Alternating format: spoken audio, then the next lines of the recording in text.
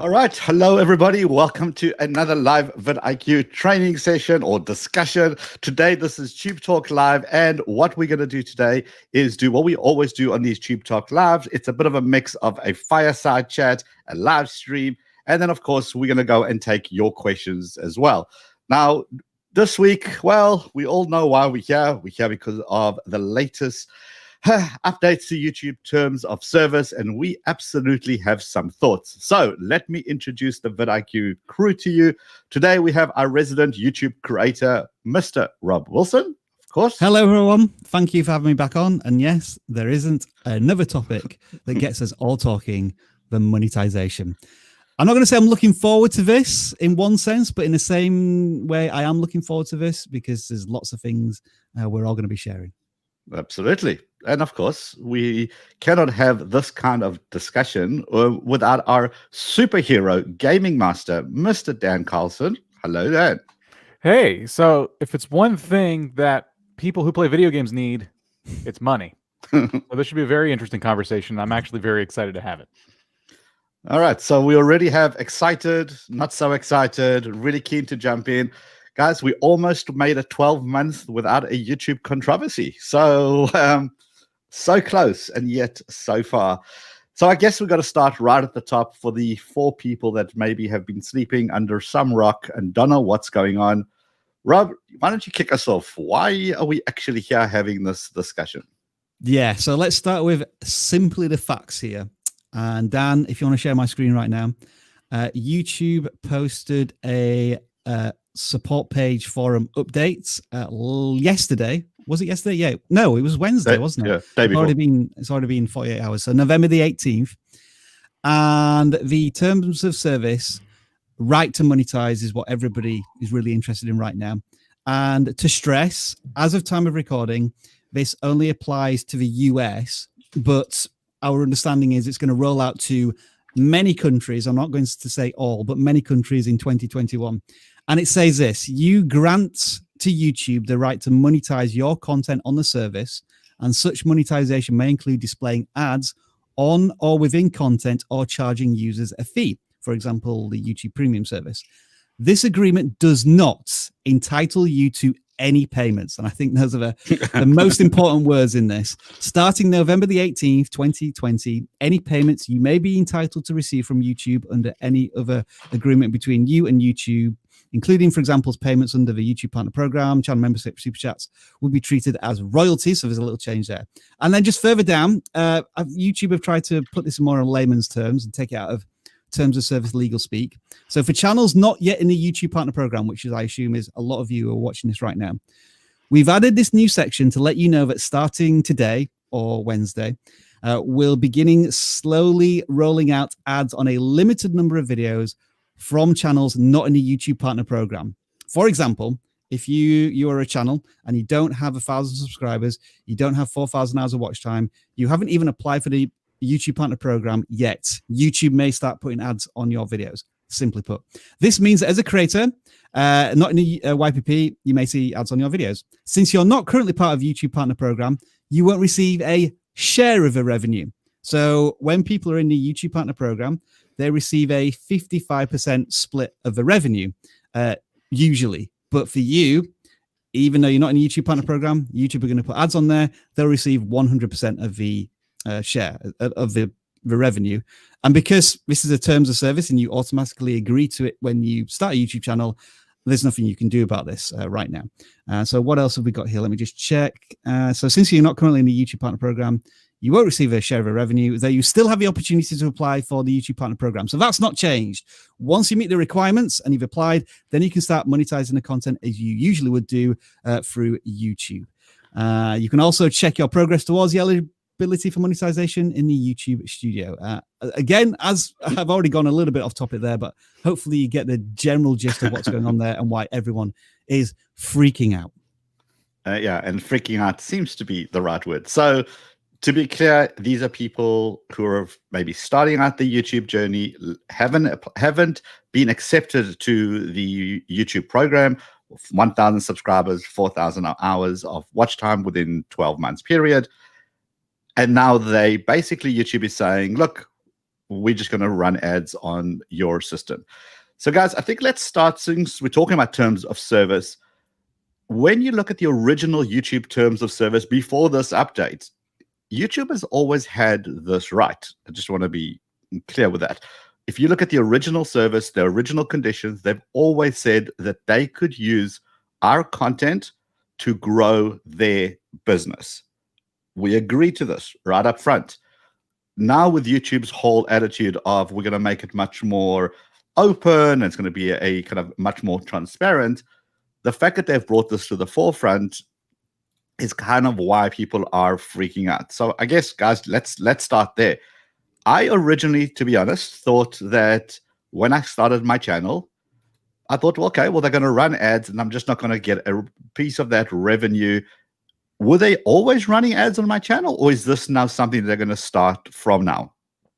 It's interesting you asked that, Ron, because I have in the back of my mind somewhere that I just seem to assume and accept that adverts will run everywhere and anywhere. And in some of the comments that I've been reading, I've heard people saying, yeah, I've been seeing ads on my videos for years or months. I think the one distinction there is that maybe adverts have been appearing on people's videos because they use copyrighted content. And that means the copyright owner is claimed that and is already putting on adverts. But I guess it's almost like the way you're asking this question is that I suddenly realize that adverts are just part of the fabric of YouTube anyway. So I wouldn't necessarily watch a video and say, oh, I'm surprised that this video's got adverts on it, because I've checked the subscriber count and I've realized that they're not in the YouTube partner program. It's just not a thought that comes into my head.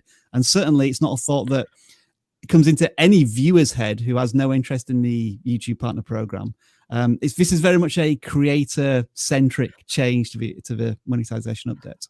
And Robert, I guess that's exactly what I'm trying to unpack here. You know, our role here is not to pick sides. We're not trying to say bad YouTube. We're not trying to say good YouTube. We're just trying to understand real world implication, because at the end of the day, we're all creators. We all got our creator hat on, and we're trying to grow our channel. We're trying to build that audience. We're trying to just play by the rules, and we want to just know what's going on.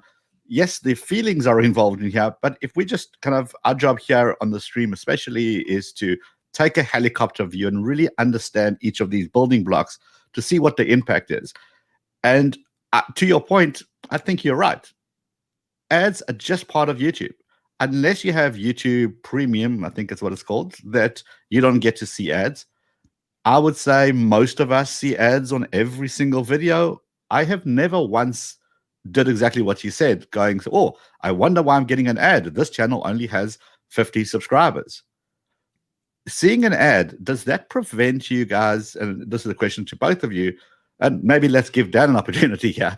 Dan, seeing an ad on a video, you want the content, you've found the content in search, or it was suggested to you on your homepage, you've clicked on it and an ad pops up. What are your initial thoughts? Do I abandon this immediately, or, well, I'm here for the content, I know I'm going to get ads, this is just part of the process? I mean, the only time I notice it is when I'm clicking on a video that is like under a minute long. I'm not talking about a YouTube short. I'm just, if I see a funny thing that's trending and I'm like, oh, that looks funny, and I click it and it's like under a minute long, and then an ad pops up, even if it's just a 5-second skippable ad, I get kind of annoyed, because the ad is going to be almost as long as this video. And oftentimes I'll just be frustrated and wait till I can skip it or just watch the ad. I've actually had ads that were, you know, oh, here's a 30-second ad you have to sit through, and then the video is just maybe 2 minutes. Like, this is a large portion of the time I was willing to spend on this video. It's rare. It doesn't happen often. I don't know if maybe that they were experimenting back then. I don't know. I haven't seen it in a while, but for the most part, I expect to see ads on videos I click on. I wait for them to finish and I watch my video. All right, so just to be clear, we're not saying are ads irritating, because I think we kind of know the answer to that. A lot of people hover over that skip button waiting to go in. But the fact is that we're used to seeing ads on a regular basis. In fact, I can't remember the last time I saw a video that didn't have any ads. So, Rob, your take when you get to a video, if it's got an ad, does that make you want to click away or not? Yeah, so I think we're looking at the different stakeholders in the YouTube ecosphere here, and currently we're taking a viewer's point of view. No, I don't think if I click on something and an advert comes up, I just accept it's the cost of business, you might call it. And I think we also recognize that when there are adverts on videos, the creator's benefiting from, well, the creator has been benefiting from it by earning revenue, but obviously that's changed a little bit now. But again, from the viewer's point of view, I don't think they're going to care one way or another whether this channel with so many subscribers has an advert on it versus this one. They're just used to adverts in general. I think what I will say here is that all three of us are, I guess, YouTube veterans, and we're all monetized on our own channels. So our voices and opinions come from people who this change isn't going to affect us as much, although we still think it is, because there are things that we're going to talk about a little later in that sense. And so maybe we don't fully appreciate just how big an impact this is to creators who aren't yet monetized. But I think we'll get onto that conversation as well. But I think generally adverts on YouTube, it's an accepted part of the platform. Yeah, so I think you hit on a great point that you got to look at it from different lenses, right? When you look at it from a viewer's point of view, I think we're all kind of in agreement that the cost of being able to get access to YouTube is that you have to sit through some ads. Some ads are going to be skippable. Some ads are going to be non-skippable. There's going to be some mid-roll ads, which are ads that appear in the middle of your video. There's going to be some even ads that appear after a video. We've just come to accept that that is just what it is. This is what we signed up for. And if we don't like it, we do have an option to enable YouTube Premium. It's called YouTube Premium or YouTube Red. I keep thinking YouTube Red. It's Premium now. Okay. It used to be called Red a while ago. Okay, I knew it was something. Okay, but do you guys have YouTube Premium? I do not. I don't think. But maybe I should expense that on the company account. Good question. Good question. Right, so maybe I know this is our live chat and podcast, but maybe it'll be interesting to ask the people in the chat, if you've got YouTube Premium, drop something in the chat saying YouTube Premium. The bag of money emoji. Bag of money emoji. There we go. Dan knows the stuff. So it's interesting because we've always had the option to block ads, yet it involves money. It involves us paying into this YouTube, and nobody seemed to have a problem with that because we had an option. Yeah. And I think having an option is the key word here, because what's really has got under people's skin is that if you're a small creator, you don't have an option whether to allow these ads or not. I understand you're not going to get money out of that, but at the very least, should YouTube not have made it a possibility to see allow these ads to run, or B, what type of ads, or C, at the very least, let me control the types of ad that I can display on my channel. Like I want to block, I don't know, anything to do with politics or anything to do with certain topics which are against my channel's values. I have none of those options. Do you guys think that YouTube maybe should have at least allowed some sort of customization before we get onto the money bit, but at least some sort of customization so it's still my channel and I have some control and I'm not completely at their mercy? I do. I think something, even without customization, I think I should be at least entitled to know what types of ads we're going to run. If it's a case of all of them, I would like that to be communicated. If it's a case of only banner ads, only pre-roll ads, I want to know, is my 10-minute video going to have mid-rolls? And if it is, how many mid-rolls can I expect? And I want to plan my content around that. If I don't have control over what if any ads play in my videos, I at least want to know, okay, I know that mid-rolls automatically appear after 8 minutes for partners if they turn that on or off. And maybe I make all of my content 7.5 minutes from now on, so I at least avoid the mid-rolls. I, for one, you asked me earlier about how I feel about ads. Mid-rolls a lot of times will make me click away. Sometimes they wake me up. I'm in the middle of the content, I'm invested in it, and then a mid-roll pops up. I'm like, you know what? I'll finish this later. Mid-rolls are about the worst thing ever. So I want to know. They haven't communicated that yet. So I feel like at the very least we should have that communicated. And then I like your idea of, okay, you can have one of these things. You have to have at least one, though. Which kind of ad do you want on your video? Rob? Yeah. So let's just preface this with the fact that all we know are the terms of service right now. Right. Absolutely. Maybe YouTube is going to implement such tools, although I highly doubt it. I think they're going to control all of the advertisement for your content through their own stuff, and you'll just have to grin and bear it. And Dan, I agree with you that we should have some control over where the ads go, what type of ads, etc., etc. The problem with a lot of that is the way monetized channels do this is through an AdSense account. So in order for you to block political ads on your adverts, you would need an AdSense account. So that opens up a whole new can of worms for these channels that aren't in the YouTube partner program. I didn't even get it to type. Just mid-roll or pre-roll, or I didn't even think about political ads. So at the same point in the studio, YouTube would have to have some mechanism to unlock all of that stuff for people who are in the YouTube partner program. And you have to agree to certain terms when you apply for the partner program. So I don't know how all of that would logistically work to give you some form of control, but you're absolutely right. I'm doing a reaction video very soon. So I've been reading through comments, and one of the really good points was that if you're doing an ASMR video and then 4 minutes through there's an advert that's at a completely different pace, turn and speed sound, that's going to just take you out of the video completely. Really good point. Another channel said that they're a Bible studies channel and they have no intention of monetizing their content ever. And so these adverts are going to start coming onto their channel and influencing potentially their viewers, which is exactly what they don't want to do. So I think control really is a one word, isn't it?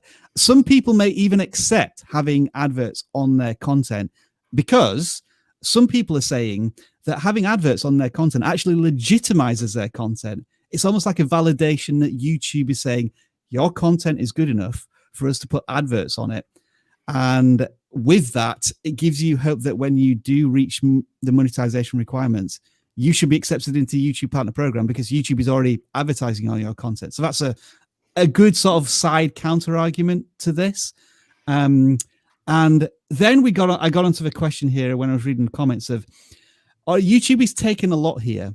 Is there some way that they could give a little bit back? For example, and these are some viewer suggestions. Let's say your content is being monetized by YouTube. All right, if YouTube, you're going to do that, then can I have the perk of the community tab earlier than 1,000 subscribers? Or can I apply for monetization earlier, such as I only need 500 subscribers or 2,000 hours of watch time, because you already know that my content is good enough to put monetization on it. And I think there are some nice, interesting compromises there. And I'm just wondering what you two thought of whether there could be a little bit of leeway for YouTube to make this more palatable for users. Well, the answer should be yes. At the end of the day, it is a partnership. We as creators are creating content. We absolutely acknowledge that YouTube is paying the hosting and the bandwidth fee and the distribution. We acknowledge that. So what do we do in return? We create content for them to have a place so they could monetize. We kind of get it. In the back of our minds, we know that we're getting the service for free, as much as we like to complain about YouTube algorithms and all that good stuff. We're getting a service and we're getting it for free. And you know the saying, if it's free, you're the product. Well, ta-da! This is welcome. This is what's happening. One of the things that I do like is maybe some sort of a give and take. Okay, we're going to make the money. We're going to make 100% of this money. At the very least, let's enable you to get to the monetization quicker. In other words, we're going to maybe give you the community tab. So you start building your community earlier and get more engagement, build your audience, and then you get to 1,000 subscribers and 4,000 hours much quicker now, because now you've got these things. Maybe you have channel membership. Maybe you have any of those other perks that currently exist. Maybe the bar needs to be lowered. The one thing I'm really worried about, and this could be a completely pessimistic approach, let's put a YouTube financial hat on. How many bazillions of dollars are they going to make now, earning 100% of the revenue? We don't know what it is. It's a big question mark, but we can assume that's a nice sized chunk. The question is going to be, at some point, are they ever going to look at raising the bar instead of lowering it, Rob and Dan? Could that be a realm of possibility where they realize, hold on, why don't we make it 5,000 subscribers to become eligible for the YouTube program? We make 100% of the revenue for that additional period of time, purely a financial decision. And realistically, most people have the option to go off the platform. You don't like it, delete your videos. In fact, YouTube Terms of Service says that. If you don't want this, delete your content and go away. Most people are not going to do that.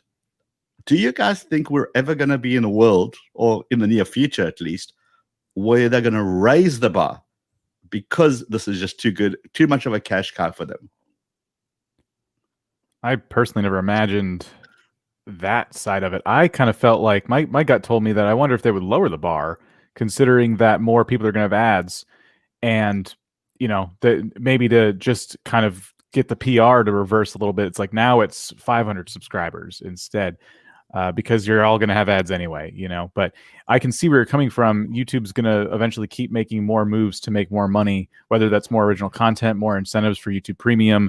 They have a lot to gain, and they have a lot of expenses. I mean, imagine what it costs to store all the content forever and ever that gets uploaded every second of every day. You can upload as much as you want, however, like whenever you want. That has to go somewhere. I mean, all this stuff costs money, and people got to run it. So yeah, I never imagined that we might face a point where they're like, we need to make partnership a little more, a little more challenging to get into. So I certainly think that could happen, but for some reason I was thinking it could be the other way around. YouTube have done this before when they went from 10,000 views to monetize the content to this new current of subscribers and watch time. However, to do it again, then you're risking the wrath of the creators who are making money now, because this change has only impacted creators who aren't making any revenue. So forgive the term, they're more disposable to YouTube from a business point of view. But if you start to go after the creators who are feeding you revenue and squeezing them, that's a tough ask. But it could happen. I mean, there's all. Yeah, I'm lost for words, because now you start to say about it, I start to worry about my future. I can't see that happening soon. Can I just add? I mean, every year Netflix raises its prices, and every year they're faced with, maybe it's every other year, I don't know. Every time they do that, they're faced with a PR, onslaught. People on social media cancel Netflix, this and that. And it does, like, they have more content, they have more people, they have more overhead, they have to make money somehow, and they know they can't put ads on it, so that's their solution. YouTube can be a little more flexible. So I think YouTube will find more creative ways to keep making money in the future. And this year, this was just their creative way of doing that, in my opinion. But just to counter that a little bit, Dan, Netflix, they're not necessarily taking money away from the production studios or whatever. Maybe they're taking more money off the users, because they need to pay the creators more cash to keep the series on the platform. But of course, we don't know the economics of the business plan of Netflix per se. Right. Well, let's put a creator hat on for a second.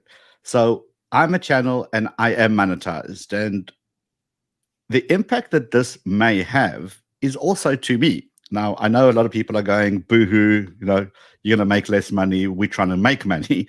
But if you think about the number of people who are monetized, good old economics, supply and demand. Right now, there are a certain number of channels which are monetized, or you can stick your ads onto them. And it is a split between YouTube, of course, and the creator.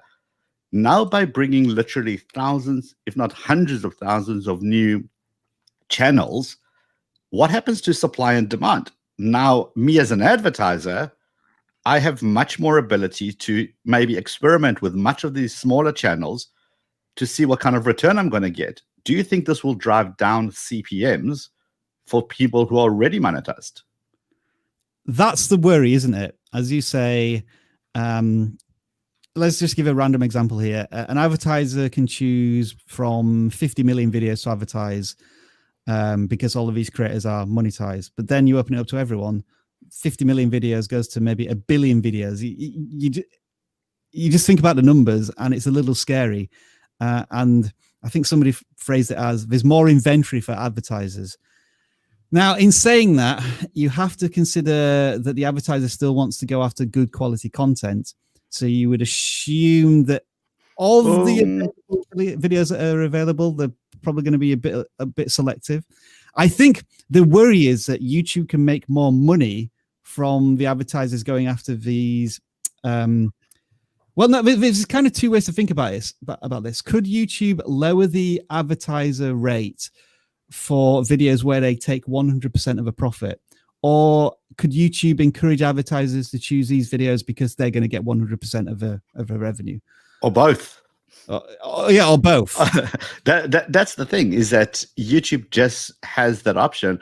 And if you think about it, with the term micro influencer, nano influencer, advertisers are looking for small niche communities that they could spend their money on because it's cheaper and it's much more direct, and it's usually a good active community, as opposed to spending $100,000 with one creator for one video and kind of hoping that some of their audience may or may not buy their product.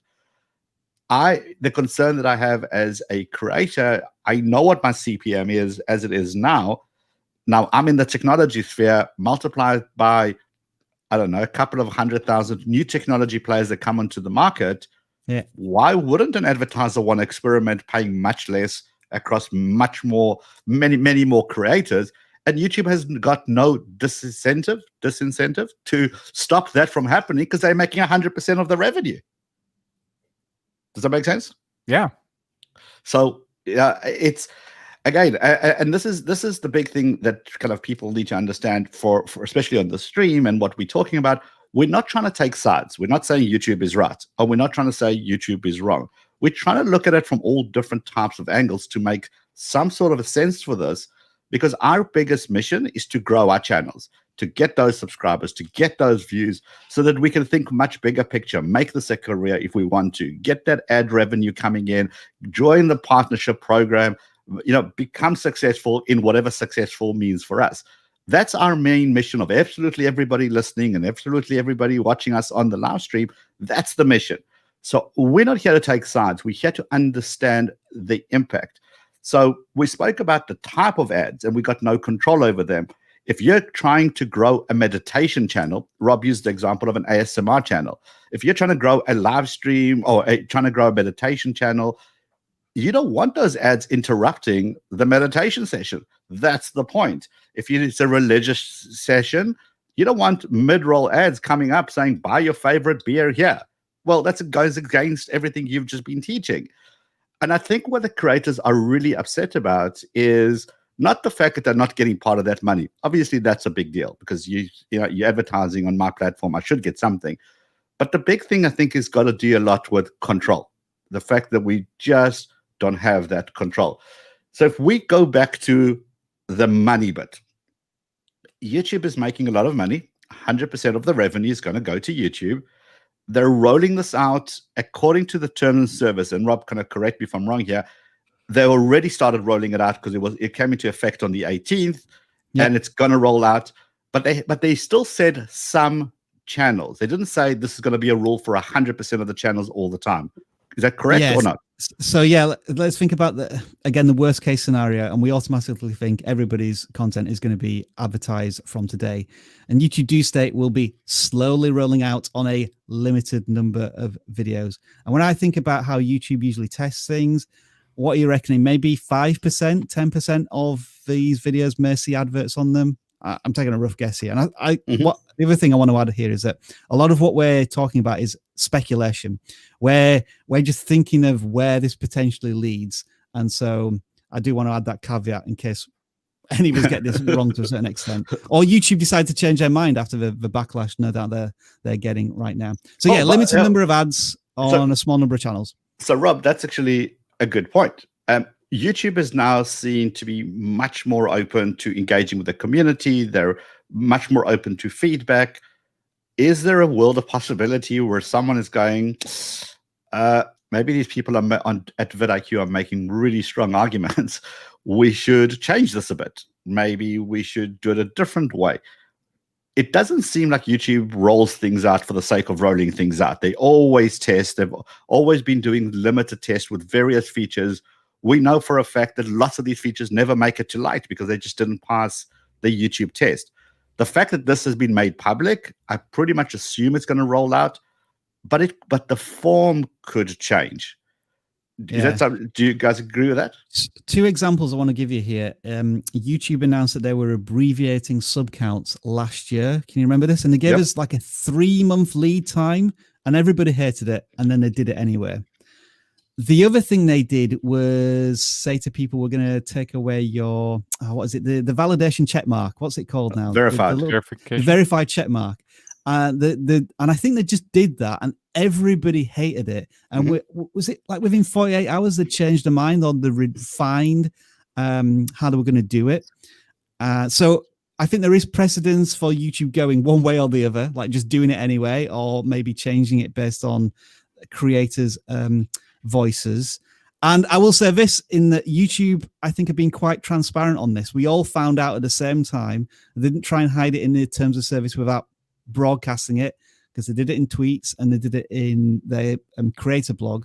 So I will applaud them for that. So this could change, but again, I feel as if when it affects creators who have no sort of power and influence, in the sense that they're not generating any income for YouTube, I feel as if this is more likely to stay the course. But Dan, Leron, by all means, counter that argument.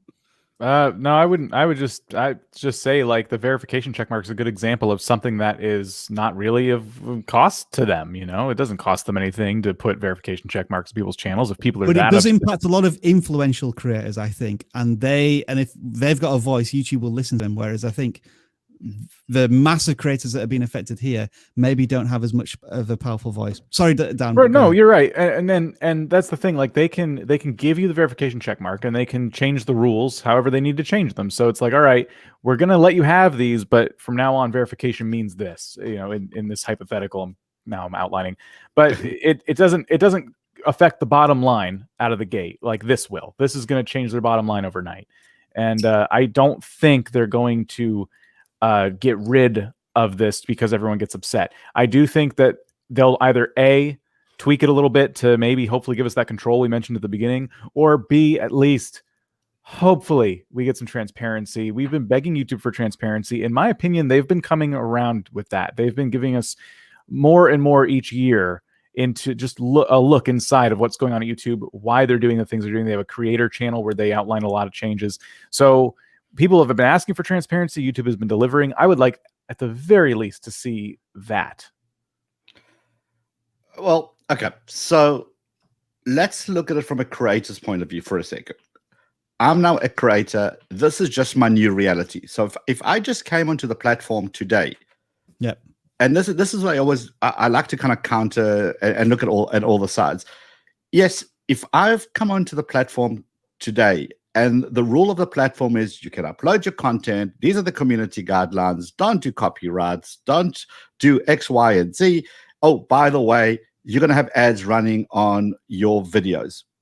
Does that actually change the way I would approach my channel at all? Yeah, I was kind of wanted to phrase this as if it's much harder to give stuff back to the community rather than take it away. And like, we've gone for 15 years, it's been the way that when you first start on YouTube, you don't financially influence YouTube in any way. And now you do. So imagine if it had always been the case, Travis, you know, like from day one, if you start a YouTube channel, YouTube may monetize. I think creators would accept that. I could be wrong about this, of course, but I think creators would accept it as cost of business. I'm using that term now because I've been watching Breaking Bad, and Jesse keeps saying cost of business. So that's, if you're wondering why I keep saying that. Now we're going to get demonetized. Oh wait, we're ready. But it's I think this is a principle thing right now. People who've been on the platform for 2 or 3 years are just really hacked off that they're working towards monetization, and in a snap of a finger, YouTube has decided to start monetizing their content until they can make money themselves. And I think that's why a lot of people are really irritated, because ultimately, when you think about it, how does this affect the creator working towards monetization? And it doesn't. I mean, some people will argue that, yes, it means that less people are going to watch my videos because there's adverts here and there. And I think those are all minor things that may influence your view counts by a fraction. But if you're determined to work towards monetization, building a community, this shouldn't stop you in the slightest. Well, yeah, Dan, before you jump in, if you remember, when there was a time in our lifetime when we used to fly on a plane, they never used to charge us to take luggage. And then at one point, the airline said, forget it, we're charging you for luggage. And then they're going to charge you to pre-select your seat when before it was free. Yes, there was this big outrage, but guess what happens when you need to fly? You fly. And now you make a choice. Am I going to take my luggage or not? Am I going to pre-book my seat or not? This is just the way the world has changed. I think it would be unrealistic for us to expect that a rule that was implemented on YouTube in 2008, 2006, whatever the date was, is still valid in 2020 today. Just the rules of engagement have changed. The number of petabytes of data that are consumed per second has gone up dramatically. Video is the number one source. I stand under correction, but I think it is the number one source of content that's driving the web today. The cost of doing business, to use Rob's terminology, has gone up dramatically over the years. So YouTube as a business is saying, oh, why do we have to lose money so that you think of this? YouTube is having the conversation of we're losing money so that people, creators can make content to get to a point where we can pay them. It doesn't make sense as a business model. So I always like to look at it. If I was a new creator today, how will this change the course of my channel? Or contrast against, I've been creating a content for the last 5 years. How does this impact me now? So for us as creators and as people who kind of helping creators grow, what should creators be doing, if anything, differently because of this? I think creators who are not partnered are going to be trying to work a lot harder towards getting that monetization. And you know, we talk every single week about ways you can grow your channel and things like that. I think that there's going to be, maybe at least there should be, people paying better attention to that advice and trying to really analyze their channels and go, all right, if there's gonna be ads in my videos, I want to try and make something from them. I need to join this partnership program. I need to do what it takes to join it. I think if anything, it'll be motivating. Rob mentioned, he glossed over this real quick. The idea that you're going to get less views because there's ads now on your videos. If you're not a partnered channel, all of you are in that boat right now. So if it's the experience is the same now wherever you go on YouTube, I argue you're not going to get less videos unless we're talking about people leaving YouTube because there's just too many ads, which is not going to happen. So, and another point I want to make too is just about business growing in general. There's this great South Park episode where Walmart comes to town and everybody, you know, it shuts all the businesses down because Walmart just takes everything. And the town finally gets so enraged by Walmart that they burn it down. And they're like, all right, we're going to support local business. And they all go to this, convenient, it was like a Walgreens style store. And they all, there's this time lapse of it building up because they make more and more money. And then the episode ends with them burning that down too, because it did the same thing as Walmart. So there's this other idea of we're all going to go to another platform. We'll just we'll go to somewhere else to upload our videos. As the company grows, there's going to be more reasons for them to make more money because they're going to have more content, more resources, more overhead. And guess what's going to happen? Exactly. We should mention at this point that there are other supermarkets and pharmacies available out there. Hashtag not sponsored.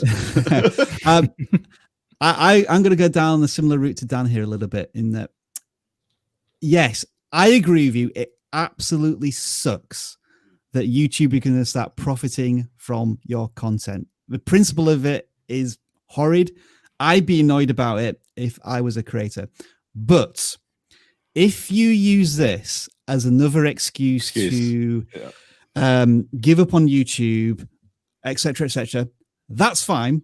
But just so you know, there's probably another 100 creators out there in the same space as you who are not going to do that, who are going to throw more effort and passion into making their content and actually thinking about Well, I've been making videos on YouTube for 5 years, not monetized, and now YouTube's going to make some money from it.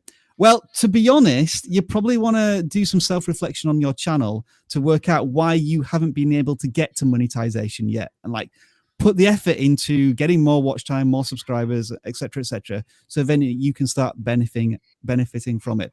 And that may sound like a harsh reality, but that's the nature of YouTube. There is always somebody who's on your coattails looking to grab your community and grab your income in this case. And so this might be a bit of a kick up the backside once again. The creators, if you're serious about YouTube, take it seriously and you will be rewarded. I hope I haven't alienated the entire vidIQ community there. Rob, I think that's kind of what my mindset as well is. This is yet another YouTube doing what YouTube does. This doesn't impact realistically. Let's be absolutely real here. If you're not getting money from YouTube right now, this has zero impact on you. Not one thing. The people who have going to be impacted by this is probably the people who YouTube is paying right now, because CPMs will change, brands will change, adverts will change. Those will have a physical financial issue on a monthly basis.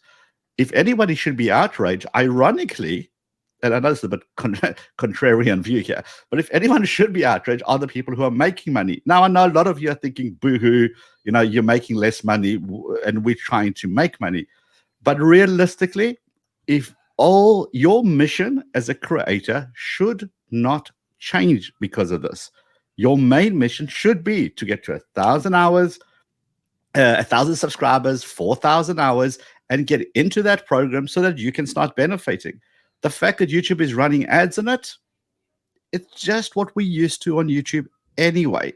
And again, as people have said in the past, if YouTube has charged you $10 a month, $5, you know what, $1 a month to be on YouTube until you get 1,000 subscribers and 4,000 hours of watch time, people will be outraged, because that you have a right to be, because now, well, sort of a right to be, because now money is coming out of your pocket just to be on this platform so that they could make money. I understand that argument. The rules haven't changed for you as a creator. You're still making good content. You're still finding your audience. You're still finding your community. Your mission doesn't change at all, and it doesn't really impact you. I suspect a very tiny fraction of people will be impacted because of the ASMR kind of meditation, Bible kind of channels. But the majority of the channel, I'm not so sure it will have any really, really major impact. YouTube isn't losing money. In other words, not in the red. It's not kind of not going to shut down or anything. But YouTube has a cost of doing business, a cost of running a website, a cost of hosting, a cost of support, a PR support, which is being used very, very well at this stage of the game. But they've got all those costs. And us as creators, if we don't upload one thing this month, do you know what it costs us? Nothing. You know what's going to happen tomorrow when there's an ad appearing on your video? Nothing. This doesn't change from your mission. If your mission is to be a YouTube creator, this doesn't change it. We haven't even touched on the royalty side of it, because I think that's, maybe we should save that for another discussion. I think so, yeah. My kind of thought of it is, are we unhappy because of a change? Yes. We like things the way we are. If you remember when Twitter went from 140 characters to 280, people lost their marbles and they found them again. So that was okay. I don't think this changes anything for creators at this stage. We're still going to make content. We're still going after our community. And that should always be the #1 mission. And we're living in somebody else's island, rent-free. So they've decided to charge someone a toll fee to reach this island. Doesn't really impact you at all. My final thoughts of that before we go into questions. Dan, your final thoughts, because I'm sure you're going to have lots of questions. Yeah. I think that one thing to keep in mind, and I don't know if this is said enough, I can attest to this as a gaming channel who is partnered. CPMs aren't that great to begin with. I don't. If you get yourself 1,000 subscribers and 4,000 hours of watch time, don't expect to be quitting your day job.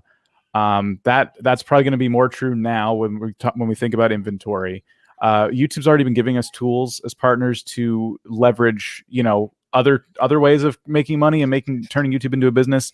CPM is such a small part of it. So at the end of the day, yes, ads are frustrating. There's, YouTube Premium if you want to watch YouTube without them. If you're a creator though, even partnered, like you've already been thinking ahead of the game in terms of how you're going to run your business. So I do think that yes, change is annoying, but also it's going to be okay. Rob, your final thoughts? So I think I kind of gave my final thoughts to creators in my last soapbox speech. So I'm going to talk a little bit to YouTube directly now. It feels as if what you've done here is given something useful to advertisers and yourself. You may be frustrating users a little bit with potentially more ads, but you've infuriated the majority of creators, I would say, because there are so many creators who are under the YouTube Partner Program requirements at this point. So I feel as if YouTube, you need to offer something to this community. For example, what if instead of just deciding that creators are forced to put adverts on their videos, you had an opt-in service? So you say, look, we want to put adverts on your content. You're not going to receive any money, but it might lead to this, like tools before other people. Will speed up the application process when you meet the requirements, et cetera, et cetera, et cetera. Kind of do that thing. And also tell us where this money is going to go. Are you just going to take this 100% of revenue and put it in the rest of your pot? Or, as I maybe suggest, is take that extra 55% slice and put it into some sort of transparent creator pool where you give it back to the community in some way in terms of new tools or events, that type of thing. I just think the way you read it from the terms of service, it feels like a bit of a cynical cash grab. And I think YouTube, as you said, Leron, could have PR'd this a lot more effectively for us. Okay, well, be it as it may, what our thoughts are, it is what it is. It's just the new reality right now. Those that are currently making videos, especially those that have uploaded videos since the 18th when this was implemented, have you guys noticed any difference immediately? Have you seen any ads on your channel? We'd love to know that as we go to the chat on this live stream. Pick up some of your questions and let's see how we can help you. Obviously, let's stick to the topic of what's going on so that we can really give you lots of value. And again, as Rob said multiple times, this is just our interpretation, our opinion of it as of the time of this live stream. Things may change. They perhaps will change or perhaps not. It's just the way that we're reading it from one page of a blog post. So whatever we say, obviously, if you not legal advice, it's not accounting advice by any stretch. Just remember to do your own homework. Any questions that we can answer so far that we can find out in the chat? I have one here as we get started. Remember, hashtag question really helps us find your question. I like when it's all caps too. It makes it a lot easier to read. Do you believe that YouTube will change the length of videos that will allow you to place ads less than 8 minutes? I don't think so. They recently just changed this from 10 to 8. So to add another change would seem really weird at this point. I think the next thing they're going to do in terms of ads on videos will be something along the lines of YouTube Shorts if they ever decide to do so. And that brings up the interesting point that we were talking about just before we went live. There is one way you can guarantee that you will never get any adverts on your content, and that is to make YouTube Shorts, because YouTube doesn't advertise on YouTube Shorts. The problem is yet. The problem is once you do reach a YouTube Partner Program and then continue to make YouTube Shorts, YouTube doesn't advertise on YouTube Shorts, so you're kind of hurting yourself there. And also the watch time doesn't count towards the YouTube Partner Program, so you're going to get stuck in a pickle. But yeah, if you want to make content for free, that's certainly one way to do it. It's a good thing we have an entire episode just on YouTube Shorts. Oh, and there's another video coming out on actual monetization of YouTube Shorts on Monday as well, so stick around for that. Hit that subscribe button. I got a question here that's going to be a little bit controversial, but I think a lot of people are asking this, so I'm going to throw it up, but I'm warning you now. Yep. DCU Studios asks, what platform could I go to if I decide to move off of YouTube? I'd say TikTok if you just want to get followers in a smaller amount of time. Depends. What kind of content are you trying to make? You know, if it's long form content, Twitch is great if you want to do that. Yeah, but remember, there's no algorithms. So there's nothing to complain about then. It's just going to be how good your content is. You can go to LinkedIn. You can go to Facebook. Facebook's paying creators. Oh, by the way, Facebook runs ads, and whether they pay you or not is really depending whether you qualify or not.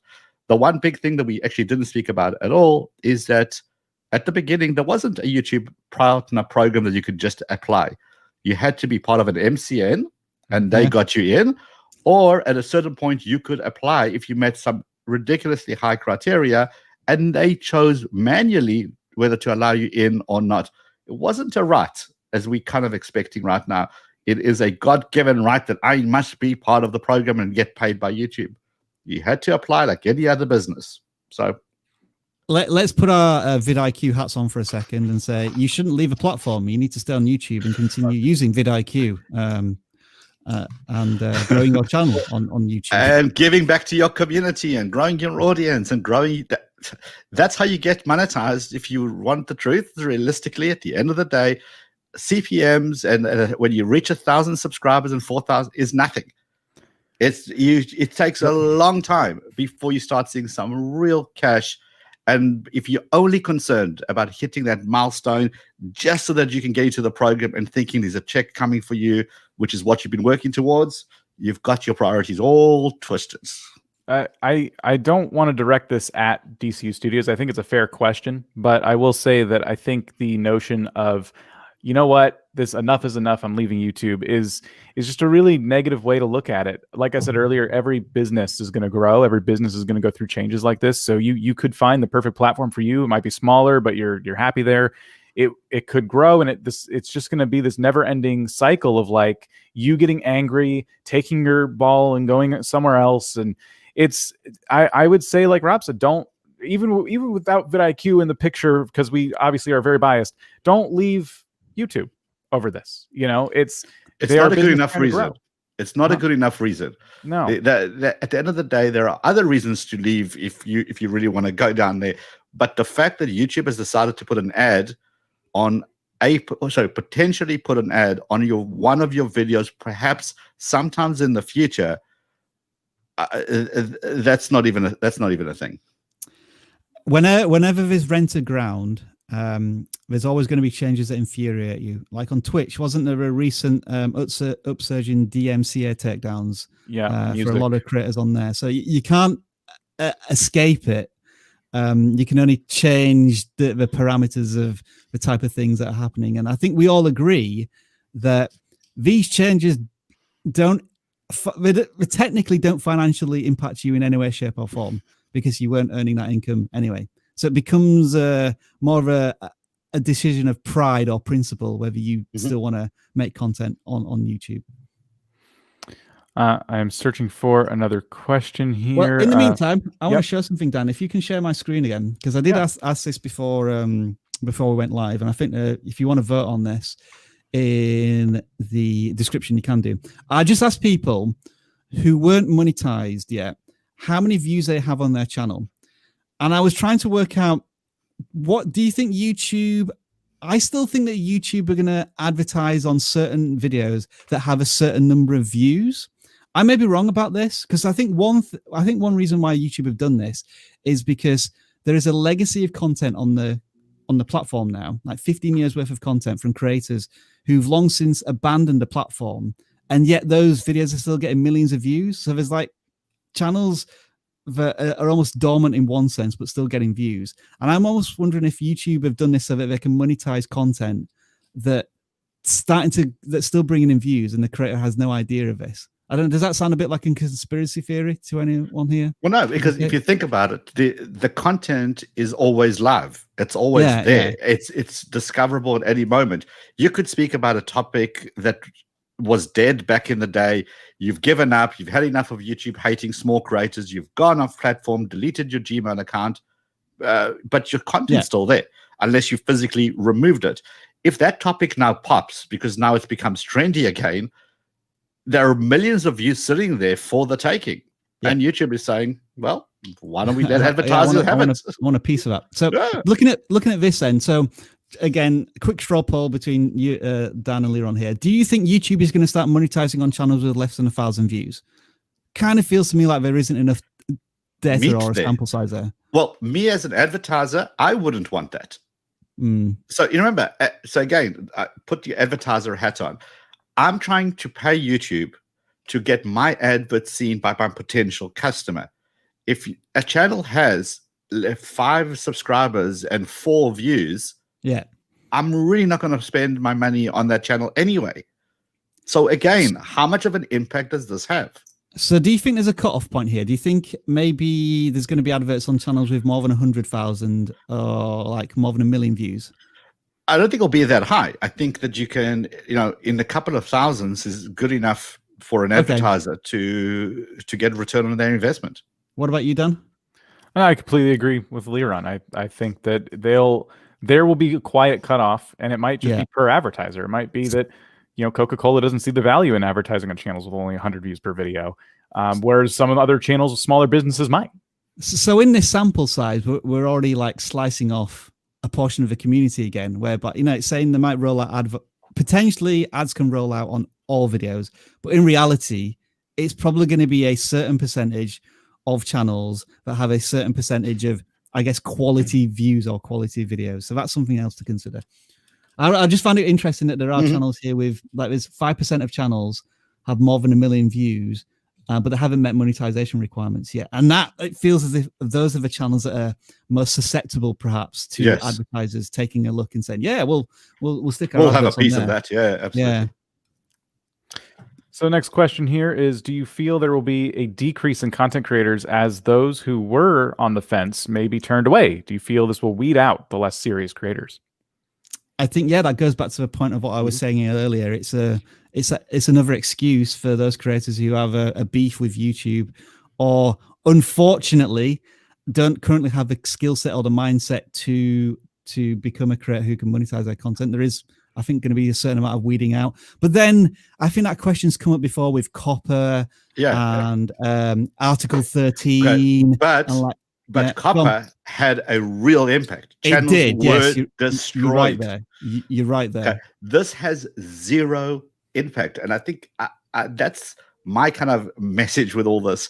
The fact that there's going to be an ad on your video will have no impact on you getting subscribers and you getting views and you making good quality videos and you growing your community, sharing them on social. How can you tell me that an ad is going to stop you from growing your channel?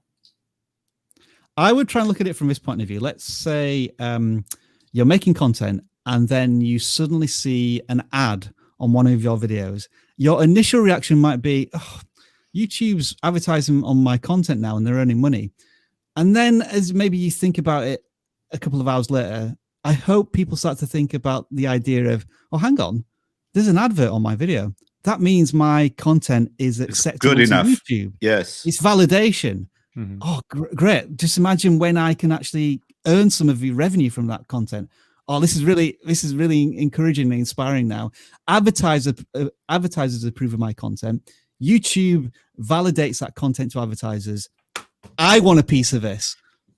I'm just trying to put a positive spin on the mindset. And think how much easier it would be to get into the program because you've already got a proven track record. They don't have to manually go through or with using their programs to try to see if you qualify. You've qualified. People want to put advertising on. Welcome. I think that in the short term, this will absolutely chase people away. I think there is that cynicism out there of like, I don't want ads in my videos. I'm out. I think in the long term, you're going to get people who start YouTube channels every day. There's going to be people who join today who have no idea of how it was a minute ago. And a lot of those creators who get frustrated and realize there's maybe the other platforms aren't doing it for them might come back and go, well, everyone else is getting on just fine. And if I had stayed on YouTube, I'd have this many subscribers now. And shoot, I better just get back to work. So I think this is a short-term shakeup. I mean, there might be some turnover, but ultimately, think about the people who are joining YouTube right now. I can see David Walsh is online. David Walsh online is in the house, by the way. I just want to say hello and thank you for adding your thoughts and opinions there. It's really helping the community, I think. So thank you for that. Thank you. I'm seeing questions we basically just answered because of that whole conversation. Conversation. Let's see here. Let's click on this one. Is it validation to be advertised on as a creator with under 1,000 subs? Oh, so okay, this was one of the ones I was seeing. I think we just kind of answered. I think the answer to that is yes to both questions. It's just how you interpret it. If you want to interpret it as exploitation, then go find a platform that you don't think is going to exploit you. In other words, create your own. Here we go. Oh, I clicked on one. It just disappeared. Hold on. Is YouTube getting better or worse for small YouTubers or vlog channels like mine? I would say it's getting harder, but that's been the case for the last decade as more people discover the value of YouTube, and there's a lot more creators on the platform. And so YouTube, advertisers, viewers, they all have more choice. So better or worse is more an opinion of the platform itself. And I believe that YouTube continues to get better because there's more choice for viewers, certainly, and the creators who want to make this work, they're being provided more tools from YouTube. Well, this is from somebody who's now like basically. I will admit that I'm kind of in YouTube's pocket because I work for a company who sells software on YouTube, so it's in my interest to promote YouTube, and it changed my career and career path. So yeah, maybe it is a bit of a bias for you. I will say that even though there is more choice, more creators, more competition, so to speak, but remember that the technology got so much better. It's getting much better at identifying who your audience is than it did years ago when you could gamify this with tags and just by clickbaiting titles. All of that's gone now. Now it's all about you. At the end of the day, the people who make it on YouTube are the people who've got good content, and good content finds good audiences. So that doesn't change, and probably will never will. I've always been, especially in recent years, somebody who appreciates the YouTube algorithm and what it does, because its whole point is to make the YouTube viewing experience as good as possible. So if you're consistent, if you're making good content that's providing somebody value, YouTube's going to do its best to show it to the right people. So if you want it to be easier to be a YouTube content creator at a time where it's only getting more difficult, be consistent, keep testing things, keep learning things, and don't let stuff like this. You can be upset about it and come here and ask some questions and rant a little bit, but don't. In the end of the day, don't let this tarnish your whole channel. Don't let the mental weight of this bring you down to a point where you can't even make videos because you're so mad. Just make some videos. Do your thing. I want to pick this one, Dan, just so I made sure that it was there, and I want to talk about some legal things as well during the podcast section, but I forgot. So I think this is going to help us out a little bit. When this change will come into effect worldwide? So it says currently on the terms of service and on the creator blog, but it'll roll out sometime in mid-2021, but it doesn't specify which countries. And that led me on to the question of this, and some people posted this in the comments, saying that YouTube wouldn't be able to do this in some countries because of consumer protection rights. And so I was just wondering if either of you two had any more thoughts or knowledge on this. And my thoughts were, I could see how that is potentially the case, but at the same time, this is YouTube's playground, and they can create terms of service and do whatever they want with those terms of service. And I don't know how that would have any legal ramifications, but I'm not a lawyer. Did anyone have any thoughts about that? Well, they have to comply with the country's regulations. I mean, correct. That is no question. And maybe those countries will simply not get it. But then again, if those countries don't get ads, then does that mean that you never be able to qualify for YouTube partner program? Does the partner program not exist in your country? So, right. I mean, none of us are lawyers. None of us are. So, just a thought. Yeah. And then the second part of that was, what if there's enough of a momentum within the creator community that somehow there is this unionization movement where there's enough people who get together and don't stand for this. And then again, we're going to bring up legal speak here, class action lawsuit. I know I'm on what grounds? Jumping into the realms of Yeah, but yeah, I mean that's on what? That's as far as I get with that suggestion. It's like, okay, we're gonna sue you because you're giving us a platform that we can upload our stuff to, and you're not sharing the revenue with us. Go away. Yeah. Well, the simple response to that is yeah, but for the past 10 years you didn't do that, and then it comes almost into like a school playground argument type of thing. Yeah. I think I wish I had something to add to it, but I think you guys covered it. Yeah, that's the thing. I don't really know how to intelligently add anything to that, but the questions come up in the comments, and I thought, oh yeah, I never thought of it that way. Is that possible? I mean, given how the state of the US and how many lawsuits there are on certain things that are going on there, I think anything is possible. Anything's possible. Yeah. I'm going to pick this question here. We've kind of talked about it a little bit, but maybe we can expand a little bit more. Will YouTube let you know if they're running ads in your videos? My understanding is that they won't be running ads on all videos. How will I know if they're running on ads on mine? Excellent question. I have no idea. I'm guessing YouTube are not going to implement any of the revenue analytics into your studio so that you can tell that. And that is one of the things I actually raised in my video. I said, wouldn't it be handy if YouTube could show you your potential revenue, just so you know that, yeah, you're getting adverts and this is what you could earn when you monetize, but at the same time that could infuriate people. Yeah, you want to trigger people even more. I know. It's like, we're getting this much revenue and you're not. No. Yeah. When you put it like that, good point. It's kind of goes back to what I was saying earlier about transparency. This is one of the things I would like to see it once this change is fully implemented. A little, just an icon like they do now with monetization, like just an icon that says ads. Like just so you know, ads. What about here. If they included the one analytic of estimated, monetized playbacks, so you see that number but nothing else, would that be enough, or am I still triggering you earlier on? If I'm not part of this, don't show it to me. That's it. Okay. It's like, what's the point of showing me that somebody, like creators on the whole, have made X number of revenue doing brand deals? Okay, but I'm not there yet, so like, don't piss me off. Well, what I think would be worse will be having a little icon that says, "This has got limited ad reach due to content." Go fix your stuff so we can make more money on better ads, please. Yeah, I mean, imagine like if I say this video was demonetized.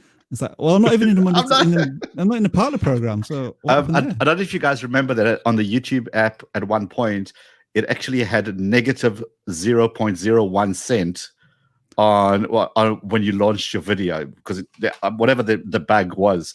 Yeah. And that was ridiculous. You launched a video. Look, I know I'm not going to make much money off this video, but to make negative 1 cent, that was just really like a little bit of a stab.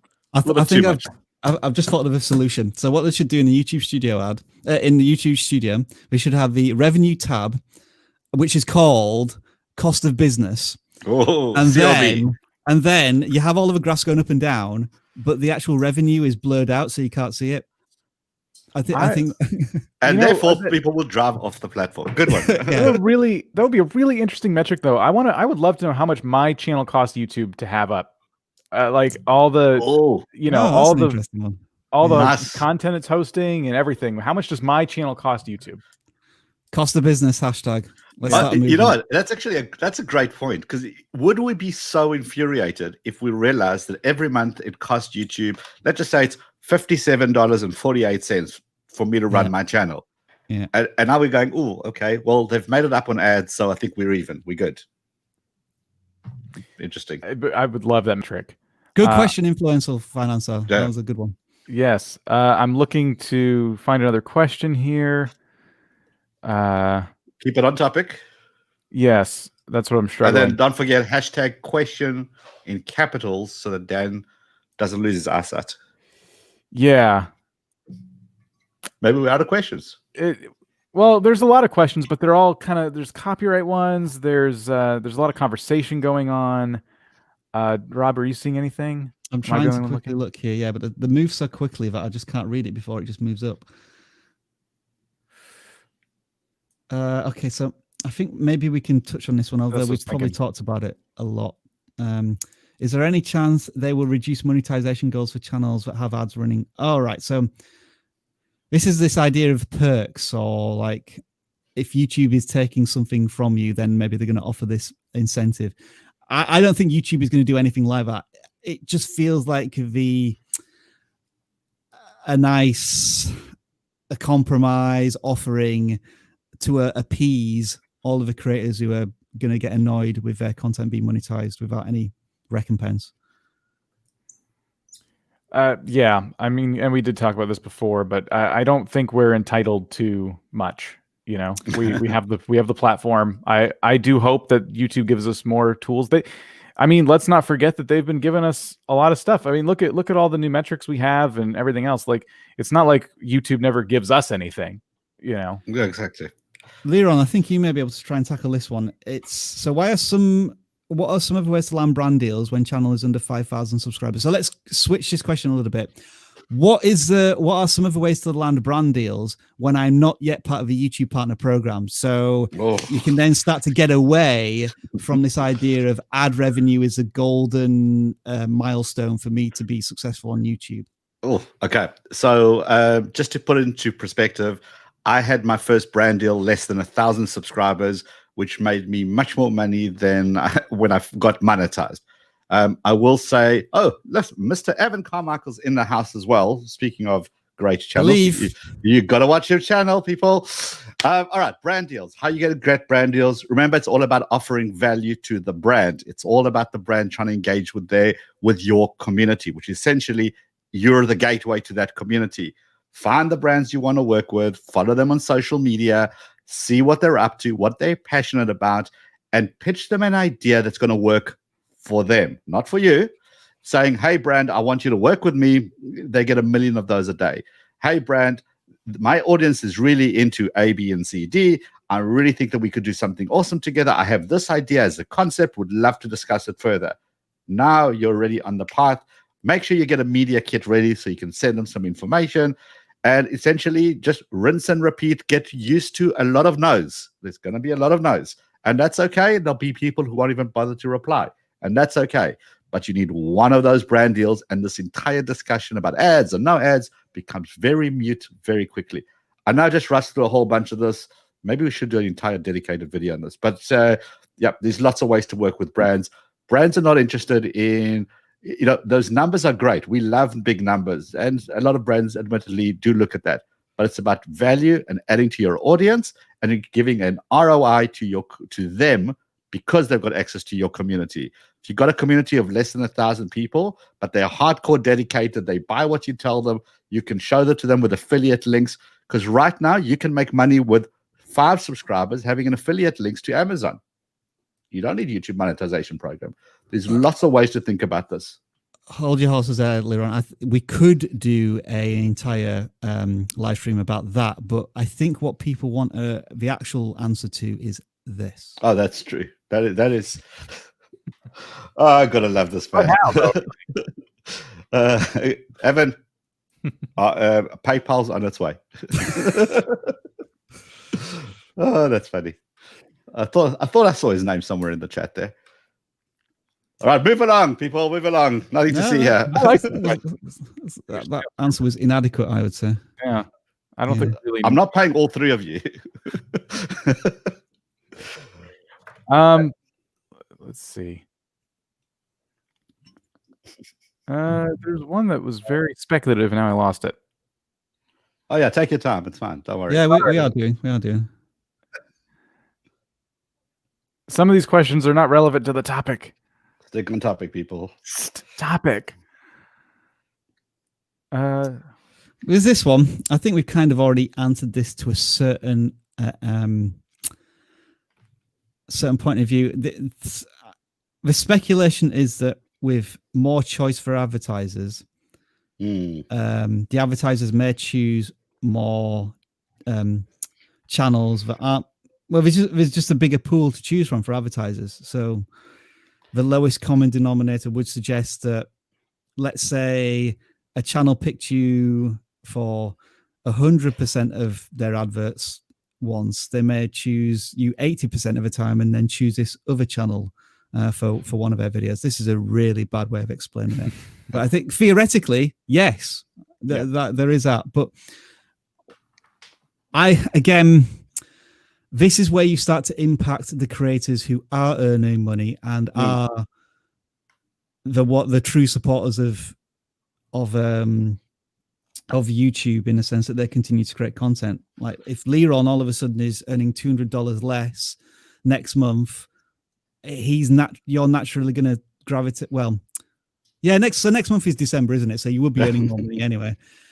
So yeah, let's say you earn less money next month, Leron. As a creator, you're going to try and say, why did that happen? I got just as many views, but my CPM was down. You know what I think it is? I think it's this new policy change. If you multiply that by the millions of creators who are in the YouTube partner program, that is going to cause serious outrage. Yeah, and then you may be thinking of like, because maybe there is a legal justification for that then, because supply and demand. But I will say it will settle down, because I think what will happen is that maybe there'll be an initial drop as brands have more options. They're going to try them. But remember, the brand only wants a return on their investment. They could advertise for virtually nothing on small channels, but if they're not getting their money's worth, well, it's the same $10,000 that they're spending. Instead of spending it on 5 channels, now they're spending it on 100. If their return on investment is going to be less than spending on those initial 5s, they'll just come back to that initial 5. So I think it will settle down over time. Can you stop pulling up? How do I ban you guys? I don't want to ban Evan. I want to ban you from picking Evan's question. Is that possible? That should be a feature on live stream. I'm just trying to find another question. I don't know what's wrong. Oh, by mistake you clicked it.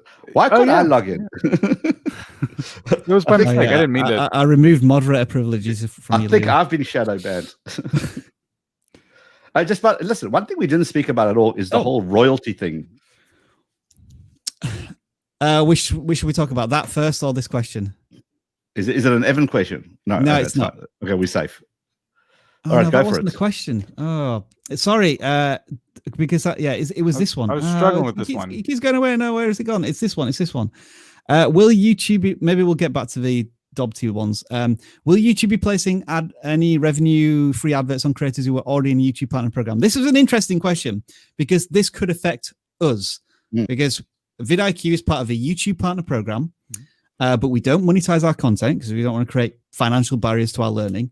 So does that mean YouTube's going to look at the 2 million views we make a month and say, I want a piece of that and I'm going to advertise on it?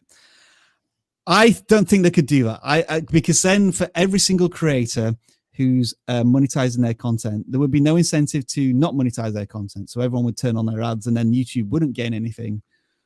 Well, I guess it would, because again, the 45% revenue instead of 100% revenue. But I would be astonished if YouTube did that. How would you feel if tomorrow morning every single video on vidIQ's channel has ads, and to add insult to injury, we get none of that revenue as well? Yeah, I'd be utterly furious. And then I'd just I'd turn on monetization and stop YouTube from doing that. Yeah, but that's the difference between taking something away that you already have versus just doing something, but you never had access to it in the first place. I'm choosing not to be paid. And I've got control over that. And I think that was the message throughout this entire theme about transparency and control. If you give us transparency, which you have, you didn't just slide it in, you've told us, but you haven't given us the control. And that's the part that's really should be upsetting people, as opposed to they're making the money and I'm not. It's not that. I feel like I don't know this, but I feel like there would have to be another terms of service change too. I think we would know about it. I don't think you can force people to monetize their content, which is effectively what you'd be doing if YouTube threatened to monetize it for you. And there was another thing that was in my head. Yeah, the ironic thing is now that if you want to guarantee advert-free content, you have to get into the YouTube partner program. So you have to monetize your channel in order to turn off monetization. This is an interesting question. Just because there's been a lot of, I think, cynical questions here of like, YouTube is kind of, these are my rights as a content creator. And that's what this kind of speaks to is this plagiarism? YouTube's taking credit for people's content. The answer here is no. YouTube YouTube has every right to do this. We've agreed to it. But also they're not going out and saying, hey, look, this vidIQ video we made, do you guys like it? That's not really what's happening here. Somebody else made a good point about when they won't feel like so much of a sellout now when they actually reach a YouTube partner program and start monetizing their content, because that was quite that's interesting. A thing for some people, isn't it? That they worry that their community may accuse them of being a sellout or cashing in or whatever.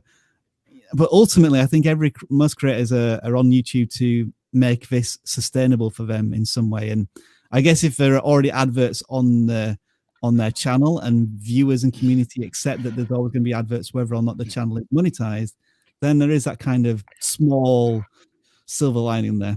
But I don't think there's a single person who uses YouTube for more than 10 minutes that doesn't realize that the price of being on YouTube is you get to see ads.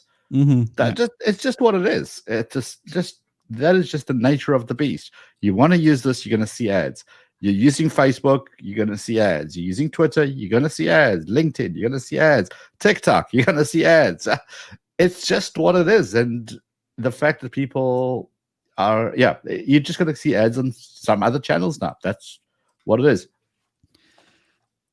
Hey, Cart Galaxy, hello. Yeah, so do you think this may help small creators get more views because YouTube will be more incentivized to show them their views? So this goes back to the myth, conspiracy theory, whatever it is, that if your content is monetized, then YouTube has more of an incentive to make it discoverable.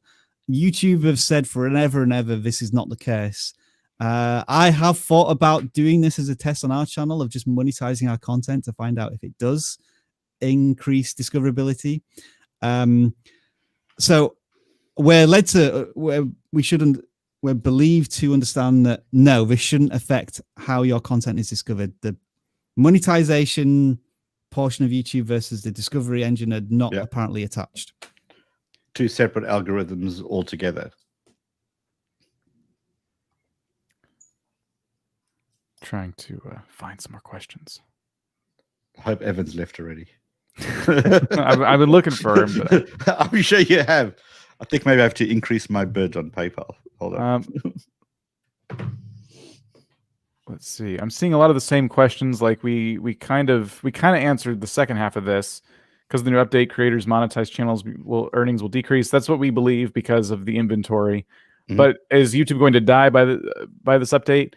No, I don't. No, I don't think so. I don't think this will kill YouTube or even make a dent, to be honest with you. Think about the viewer's experience. It's not really going to change. Ultimately, people are just used to seeing ads. And your mission as a creator shouldn't change because of this. You're still growing your channel. You're still getting views. You're still getting subscribers. You're still offering your community value. Your mission doesn't change. This doesn't impact you. Yes, let's see. Rob, you seeing anything? Let me have a look. See, I would help, but you guys kicked me out. But okay. Well, there's a question from Braxton Reactions. It says, can you turn ads off in your channel altogether? So if you're there we go. That's the one. If you're a channel that's already monetized, you do have control over that. And like vidIQ does, we don't monetize our content. We can turn off ads altogether. Oh, should we talk about this then a little bit? Royalties? Yeah, I'm not sure what much we can add to this. It's just okay. Now this one has to have a disclaimer. You need a CPA, you need an accountant, a bookkeeper, someone with knowledge of numbers that really understands this. But the terms have changed that now your ad revenue is going to be deemed as royalties. Rob, if you got the section. Yeah. Oh, you're already putting it out. That's great. Apparently, for most creators in the US, it doesn't have any impact, but it may. So again, obviously, always speak to your accountant or lawyer. The one thing that I think we need to kind of this may be a good bit, Everybody knows what royalties are. So if you're a creator, a producer, a music director, something in the entertainment industry, royalties is how you get paid. Now the fact that YouTube creators earn royalties, perhaps that's a good thing, as opposed to I get a check from AdSense, which your bank has no idea what that even means. But if you get a royalties check every month, they know exactly what to do with that. So perhaps that might help. I thought this bit was interesting. Like, when I've signed up for AdSense before, I can't remember if I needed to provide any actual documentation for anything. Well, it's different country to country. I know South Africa, when I did this, you didn't have to. The US, you had to provide certain documentation to prove that you're a W-9 or a 1099, or like one of those forms. But again, this one is a big one. But I think this is a positive one. So yeah, just as Rob is highlighting, I'm highlighting this because it's similar to Copper last year when they said, "What is content made for kids?" And YouTube said, "Well, I don't know, ask a lawyer." And so it feels a little bit like this for like, I'm going to make money off YouTube. YouTube, can you help me as to what this type of money is? I don't know. I'd speak to an accountant and let us know when you find out. Tricking responsibility over the fence again a little bit there. I must say, I did like the idea of getting a royalties check every month versus getting an AdSense check. Royalties just seems more legit. I agree. Thanks, Dan. Thanks for agreeing. Yeah, no, that's Rob. This is why we sometimes don't have you on the stream, because you just don't agree with us. Let's see. Trying to find something here. I saw something that was kind of negative, and I wasn't going to pick it, but now I'm running out of questions. Oh, come on. Bring the negativity. YouTubers being negative? There's a first. Oh, I can't find it. Let's see. Let's not encourage it. Less of a question, but something we could definitely talk about. It feels like YouTube has decided they don't need content creators. They just need content. I wonder what that means for us moving forward if they're just going to focus on being able to advertise. I would say that they need the content creators to make the content, unless we're going to go to an all AI generated content platform, which is that's a whole different website. My argument this whole stream has been YouTube is a business that is growing, and they need to do things to continue that growth. They got more people than they've ever had. You know, they have more videos every single day that they have to host. So there's always going to be changes like this that we need to brace ourselves for. But to Rob's point, this does feel like the way they went about it is a cynical cash grab, and I can see the frustration behind it for sure. I found this one. If YouTube puts ads on my videos, will that mean when I'm eligible for YPP, I have a higher chance that I will be accepted? So we have talked about this before, but to try and summarize, common sense would suggest that if YouTube is already putting adverts on your content, then you're triggering the right signals in YouTube's AdSense advertising platform. So I would say it probably gives you I don't want to say a higher chance or like a percentage wise, but I'd say that's a good sign that your content is suitable for the YouTube partner program. Whether you'll be accepted, I'm not going to confirm that, but I would see it as a good sign, like legitimizing your content in one sense. We definitely talked about that quite a bit today, and I tend to agree. Let's see. If YouTube puts ads on your videos, would they also add it to shorts as well? If so, how often do you think they would do that? I think they'll find a way, personally. I'm going to add a little bit more to this. And I think I actually included it in... Oh, no, so that video is not coming out until Monday. So on Facebook, there was a post by Sean McKnight in one of the Facebook groups. I think it's public, so I think I can say this. He spoke to YouTube because he's a huge creator. He's got multi-million subscriber channels. And he was trying to get more clarification on YouTube Shorts. And according to what he learned, YouTube are in no rush to start monetizing YouTube Shorts. And I think if they're saying that publicly to somebody, I reckon it's months, potentially a year away from monetization on YouTube Shorts. I don't want to put a downer on it, but that inkling of information seems to be going in that direction. I know that, but it could change, and pay attention to the video on Monday when it comes out. I know that experience is a big part of shorts, and you don't want to just hammer people with ads while they're trying to quickly watch some short form content. But I can imagine a banner that slides in, or something that just kind of tries every so often to get you to click. Beyond that, I don't know what that would look like. If they want people to stay on the platform and keep swiping through these shorts like people do on TikTok, it's going to be tough to add those.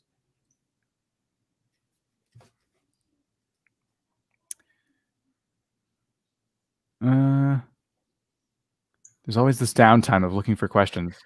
Yeah. Well, we kind of covered a lot of it. It all seems to be the same kind of questions.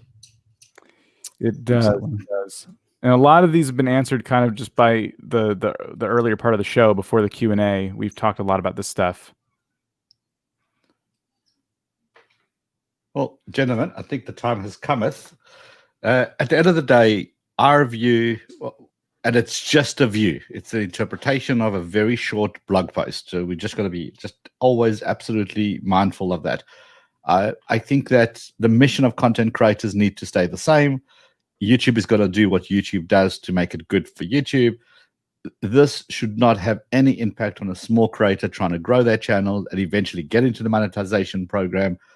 Nothing should be changing. Your mission should still be about getting your thumbnails better, getting better click-through rates, really understanding your titles, really understanding your audiences, and just making videos that work, and then making more of those videos and growing your community. The fact that it's irritating that YouTube now is making money off you, welcome to the world. It is what it is, and you have a choice. You can decide that you no longer want to play in the sandbox and go somewhere else. That's fine. But what happens, as Dan said, when that sandbox changes and they decide to do something you don't like either? You're going to move somewhere else. At a certain point, you have to realize that's the rules of the game. Find the rules that are acceptable to you and stick with it. We believe that YouTube doesn't want to hurt small creators. We do believe that YouTube wants creators to succeed. Their algorithms are designed to surface good quality content. The problem is people just don't make good quality content, clickable content that keeps people watching for longer and longer. And therefore we tend to